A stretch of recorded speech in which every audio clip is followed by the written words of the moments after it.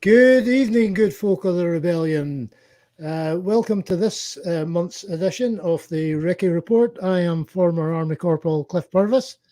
And I am former Army Warrant Officer Russ Denny. Thank you for joining us here on our 21st edition of the Recce Report. It amazes me every month that we're still allowed to do this, but we power through. Yes, we absolutely do. That's, as always, there's never enough to chat about to fill a half hour, he said, very much tongue in cheek. Right now, we are veterans, as says all over our various pages, and then the flag behind me. So I think it's probably a good idea, Russ, to start with the latest scandal to do with the water, and it's got nothing to do with ferries in Scotland, and it's got everything to do with the aircraft carriers. Oh, mate, we're only interested in ferries in Scotland. You should know this. Well, those things are technically ferries. They ferry an admiral about the place, don't they? Yeah, I mean, they're supposed to ferry planes, but they don't have any of them. So yeah, one of the many. But the thing is, mate, there's more admirals than there are ships. So I don't know how we're going to manage that. Yeah.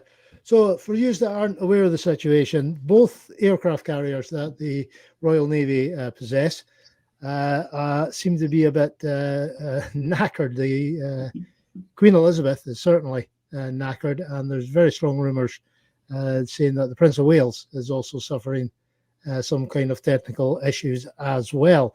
BBC reported earlier on today that it had sailed for the NATO exercise happening off the coast of Norway. Quite why it's heading that way and not out to the Gulf of Aden to project the force that it's designed to do, I don't know. Could it be because we can't protect them, Russ? That would be my guess, mate. But strangely, the media has been rather quiet about these things. It's almost as if they don't want people to know that the forces are badly equipped and poorly manned. Yeah, it's the Royal Navy is suffering the same amount of recruit problems as what the other services are doing. I think, in fact, they're slightly worse off than most of the other services. So they're having, as a result, they cannot get the aircraft carrier out to the Gulf of Aden to project the force, so they can, blow up people sitting in tents with multi-million-pound rockets. And they're having to fly out of Cyprus using RAF jets. Why then have we got those aircraft carriers? Why was all that money shelled out to build those two things if the first time they're needed, they can't deploy? It's absolutely shocking. Next to Trident, I would hazard a guess in saying that those two aircraft carriers are the biggest drain on the defence budget. Yeah, and it is a shocking state of affairs. If we had any semblance of a free press, if we had any semblance of an opposition party, then they'd be all over this story like a bad rash, and they'd be holding Sunak's feet to the fires on this one.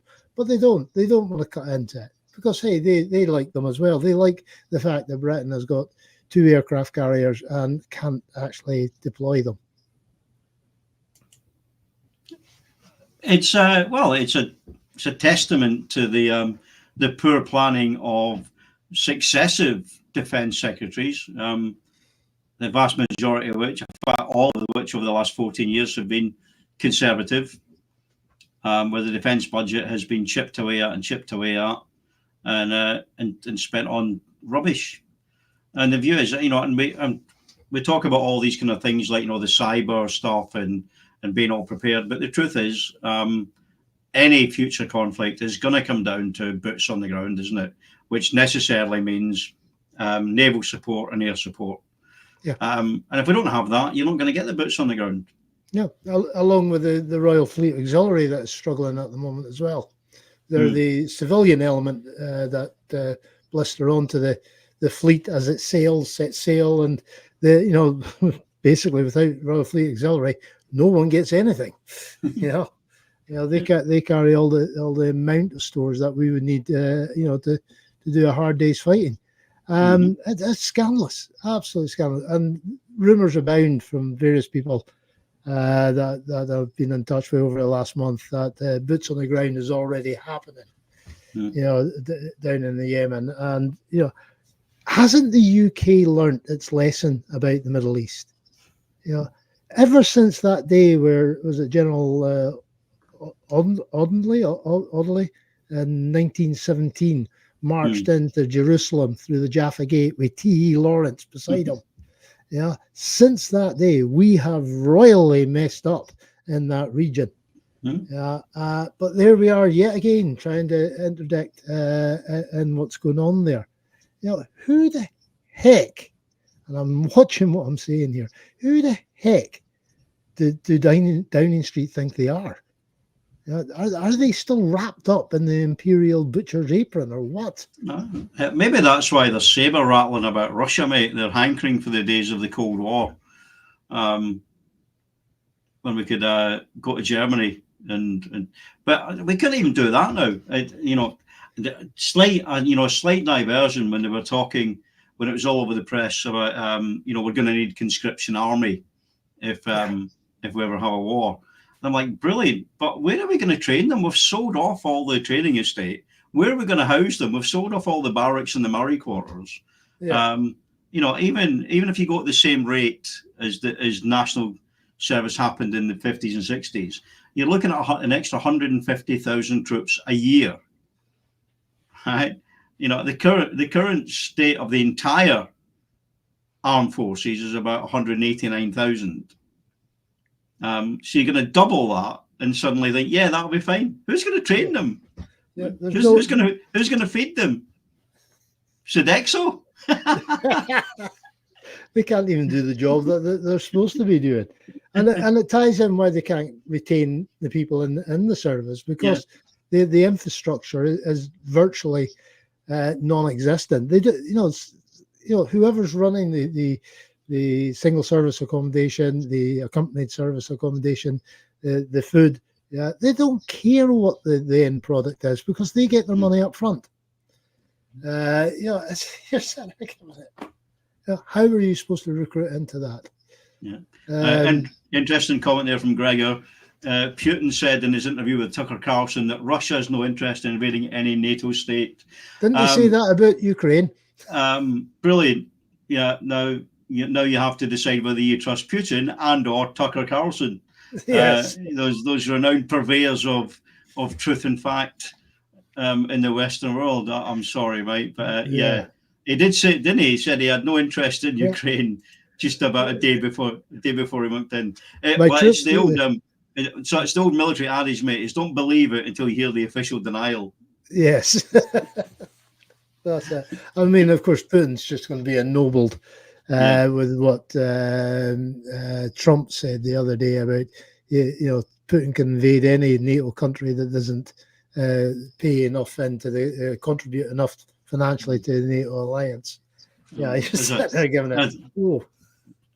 There's a good question from Hashbury. If we could fly in relief to Berlin, and you talk about the Berlin airlifts was that in the 70s? No, that was the 1940s. 1940s. Oh, well, there you go. Yeah. You know me in time. Why can't NATO fly in relief to Gaza? Because 2 words: air defense. Israel's got big buggery rockets that are slightly more advanced than 1940s Russian air defense. Yeah, it's also the political will. The political will was there. Stalin didn't want to cut off Berlin altogether, or he would have shut down the air corridors. He thought he would starve out West Berlin because all they could get in was going to come in through the air corridors. So there was a political will there by the West I don't know if it was NATO at the time, actually. I can't remember when NATO came And into the existence. 40s would have been League of Nations. Well, it'd been League of Yeah. Nations, wouldn't it? Would be the UN, precursor to the UN. I don't know. Was not NATO there? I suppose NATO. The nucleus of NATO was there, wasn't it? You still had probably still the Allies, wasn't it? Yeah. Yes, you would have had the what were they called in Germany? The powers?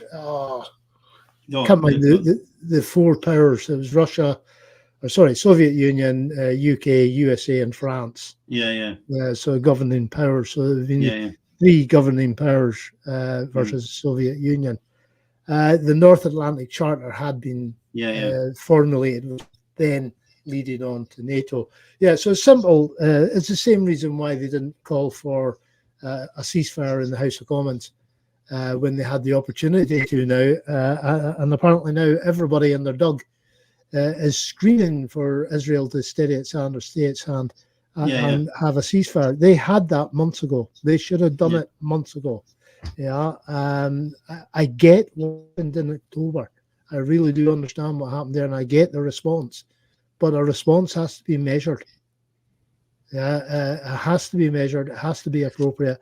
And what we've seen is no way measured, and it's nowhere been appropriate response by Israel. And that's not the Israelis. That's not me being anti-Semitic. I'm not anti-Jewish. It is the extreme right-wing government that is now sitting in power in Israel. And that's a very sad state of affairs, considering why Israel was set up in the first place.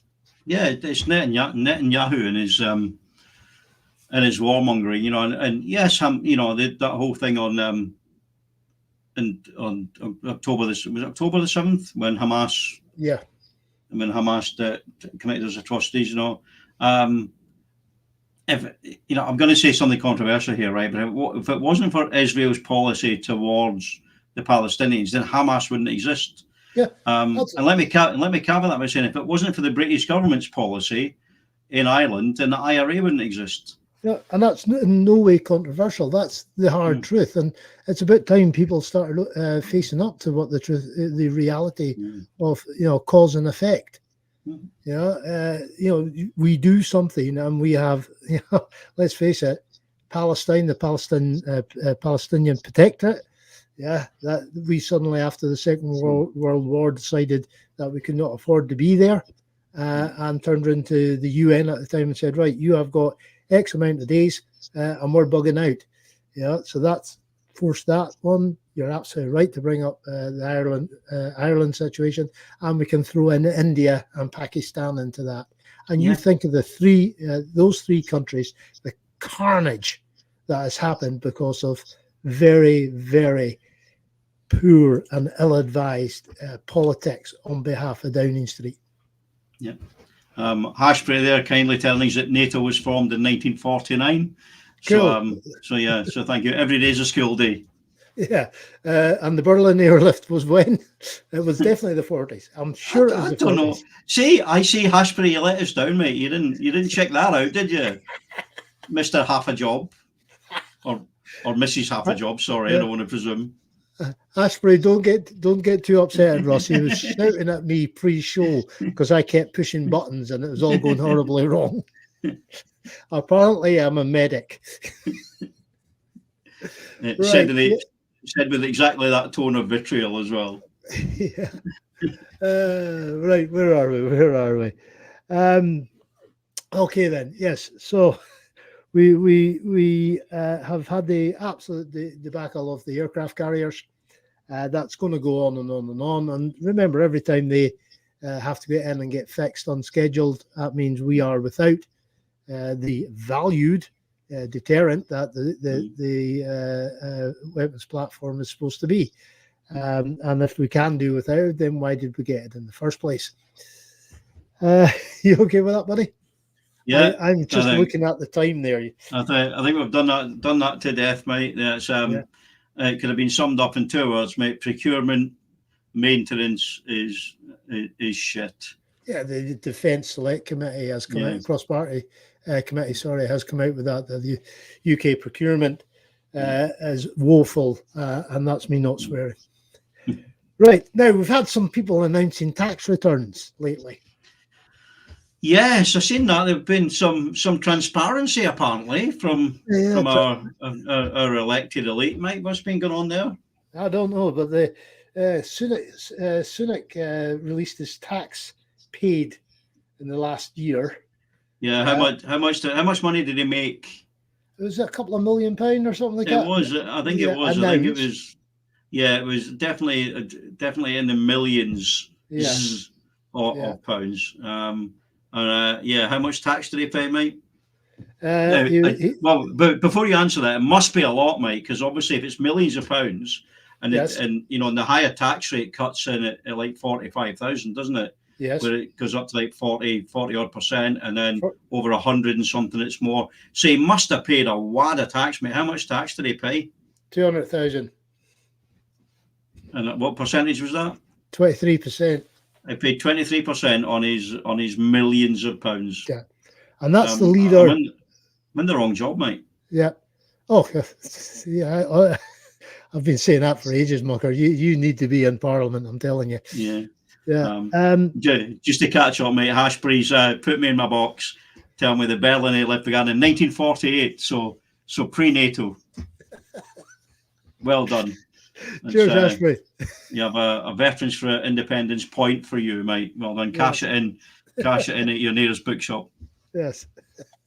The value of the point may rise and may fall depending on how much tax Sunak pays. Yes. So going back to Sunak, Evelyn's pointing out there that his wife made even more money through her Infosys contacts. So we forget that Rishi's missus is, and try saying that quickly when you've had a few beers. Rishi's missus has quite a few of her own millions stashed away, isn't she? Yeah, and it's, I think it's indicative of what's wrong with the system. Not just in the UK, other countries suffer from this as well. But how other countries choose then to deal with that situation is entirely up to them.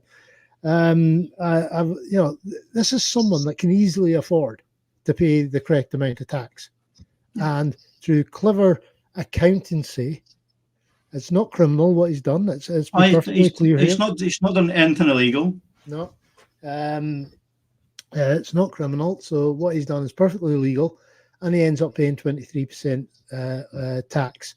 How are we supposed to correctly fund all the public bodies, the National Health Service, the Armed Forces, the social welfare? How are we supposed to fund that when the leader of the United Kingdom of Great Britain and Northern Ireland fails to pay the proper amount of tax? Well, I have playing devil's advocate, mate. He has paid the proper amount of tax because he's not done anything illegal.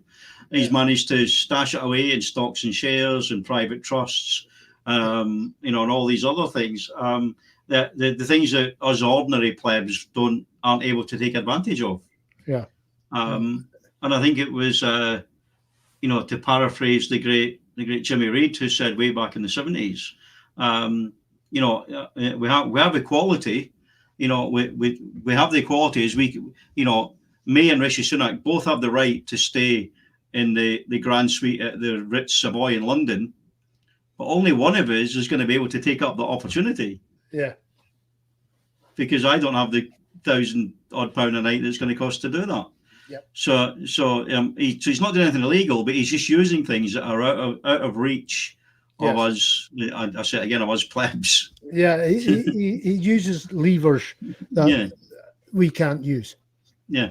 Yeah. And if it wasn't for that English Channel sitting there at 20 odd miles of water, we would have had a revolution by now.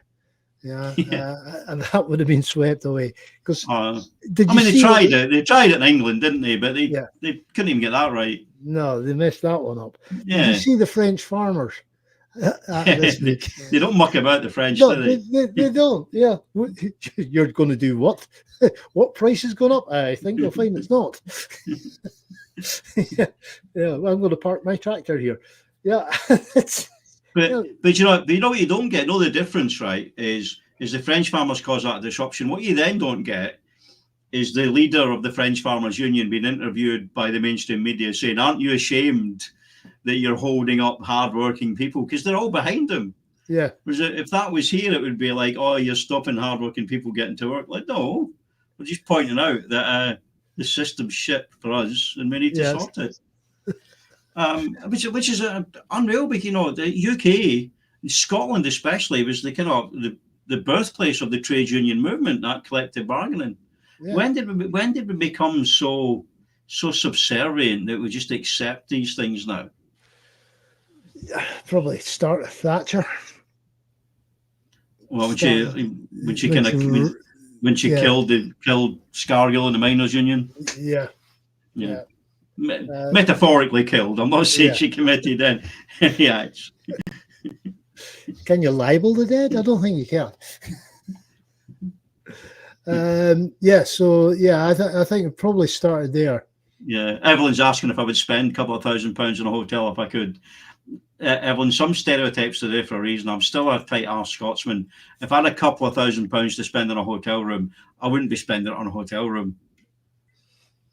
I'd be spending it on, nice things for the family, or maybe a holiday for everyone. Fuck, it's such extravagance, isn't it? Yeah. It's just, and they don't even pause when getting it booked by their minions. Yeah. They don't have to sort of go and look at the credit card statement from last month to see if they can do it. They just know they can. Yeah. There's Evelyn mentioning that Thatcher crushed us. Yes, and that was the intent. And then the rise of Murdoch and his empire of the press, and any nation that demonizes junior doctors, any organization that demonizes junior doctors is not worthy to be in the same country as us good, loyal Scots. Yeah. You're right. It's ridiculous. They look down on these people. Why are teachers and doctors and nurses asking for money? Surely they do it because of a desire to serve. And I'm like, well, if you're going to use that argument, then politicians shouldn't be getting paid half as much as they do. Because surely they should be doing it a desire to live a life of service to the country. Yeah. People need to live. Yeah, the last excuse I heard about the politician wages was it's the only way of ensuring that you get decent people into the job. Liz Truss. Yeah. There's a good point from Hashbury there. It said farmers in France tend to be on the left, whereas in UK they tend to be on the right. Getting back to revolutionary days. I think that's what it is, because I think in France they are actually farmers. Yeah. Whereas in the UK they're landowners. Yeah. They own farms, but they're not farmers. Yeah, exactly. If you ever seen the Young Farmers, that's just Tory party offshoot, isn't it? But yeah, you're right. It goes back to the revolutionary times where the French got sick of their ruling elite doing exactly what our ruling elite are doing now. Yes. Washing that let them eat cake type mentality. Yep. Get on with it. And we're still taking it. Yeah. It's time for change, folks. It's time for change. Of course, to correct any revolutionary fever, we've had the latest in a series of royal exposés. For a family that never ever gives anything away about their state of health, suddenly we find out that the king early stages cancer, and straight from the off will say, I do not wish that man any harm, and I hope he gets a speedy recovery. But why have they announced it? The Windsor family are not known for doing this. And this is cynical. It's a cynical use of someone's condition to get the plebs, and you're quite right with your terminology, Russ, to get the plebs back on side. Yeah, it's a PR thing. I'm sorry. I'm sorry for his family, but he's a man in his 70s who sounds like prostate cancer. I know they didn't come out and say that, but he went for a prostate exam and they found cancer, so I'm guessing it's prostate cancer, which is to be kind of expected at that age. What I would point out is that there was no 12-week waiting list for Charlie, was there? No. There was no, he was straight in and being dealt with, and it's that having that access that the rest of us don't actually have. Yeah. We don't get it. And it was just after they announced kind of Kate had gone in for some minor thing as well. Yeah. They've never done it. In fact, this is the royal family that used to hide their shameful offspring away in the tower, isn't it? Yes, wasn't it one of the offsprings had epilepsy or something? Yeah. Just at the The, start of the the 1900s. Queen's cousin or something, wasn't it? Yeah, The old Queen's cousin. Yeah. Not the current Queen, who's not the Queen. It just doesn't sound right to me. I'm not particularly royalist, but when they say the King and Queen, it's just weird. My brain doesn't compute. Because I remember when they got together and they were like, "Oh, she'll never be Queen. We've decided she'll be the King consort." And it's like, yeah, you've all got shoddy memories, mate. Yeah. Well, that's you don't the give a same shit. That's They don't give a shit about Diana, do they? Yeah, it's the same as Charlie Boy when he was Prince of Wales. Right, when I become king, there's going to be reforms, and I'm going to do this, and I'm going to do that, and he's withdrawn from every single idea he's ever had about reform. You know, and he's sitting there giving it, aye. You just want your shot of the power. Definitely, mate. Just Definitely. beggar's belief, old chap. Right. Yes. So where were we? So the Royal Health scandal, yet another cynical attempt by UK PLC to get the plebs back on side. Mate, the fawning sycophancy on social media about that as well has been sickening to behold. So it has. You know, I mean, the same thing happened. I mean, I had nothing against Diana, but after she died, the wall-to-wall wailing and gnashing of teeth. You're like, you've never met this person. I'm sorry for the family, but why do people let it affect them so deeply, so emotionally? Someone sticks a camera in front of them. Yeah. Who was it? It was the GB newsprint, wasn't it, that had a couple of takes of laying a wreath, wasn't it, after the Queen died? You remember that?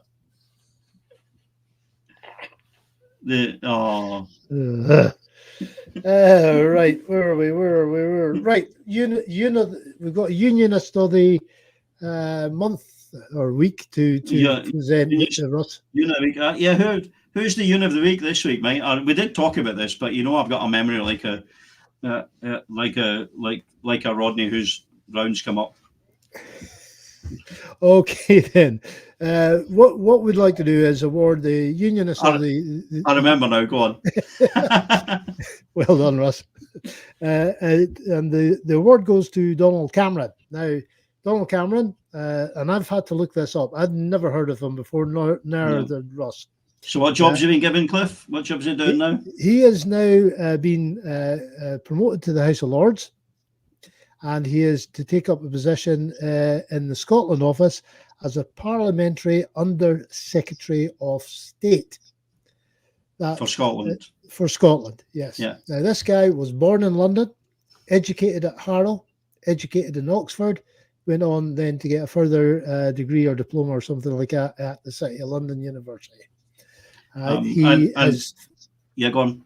Yeah, his family history is littered with titles, right? And he is exactly the type of person you'd want in the Scotland office if you have no intention at all of talking to the Scots. Yeah, and for those of you that might think that he's just appeared out of nowhere, you've not heard him, I say shame on you, because apparently, and I had to look this up as well, he's been a list MSP for the Highlands and Islands for the last 8 years. Yes. He's been in Hollywood for 8 years. I'd never heard his name before yesterday, which is why, thanks to his birth and his party loyalty, he is this week.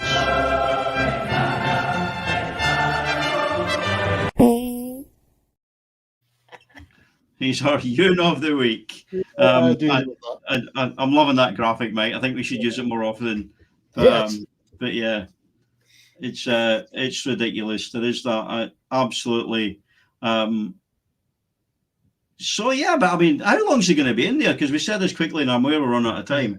But there's supposed to be a general election this year, so need to wait and see what happens. He'll still be in the House of Lords. He'll just not be part of the Oh government. yeah, of course he will. Yeah, yeah. But he won't be parliamentary part of the Undersecretary of government. State. Yeah. Yeah. Or it might be. I mean, Labour could turn around and say, "Yeah, we want him in," because he's unelected. So I think there is a precedent for that. Anyway, Russ. It is. It's that time again. Sorry we didn't get to those last few questions at the end, but we are out of time for this week. I want to thank everyone for joining us. I want to thank the good folk at Independence Live for giving us this space and this opportunity to do this. We've got a special shout out to Kevin. All the best, mate.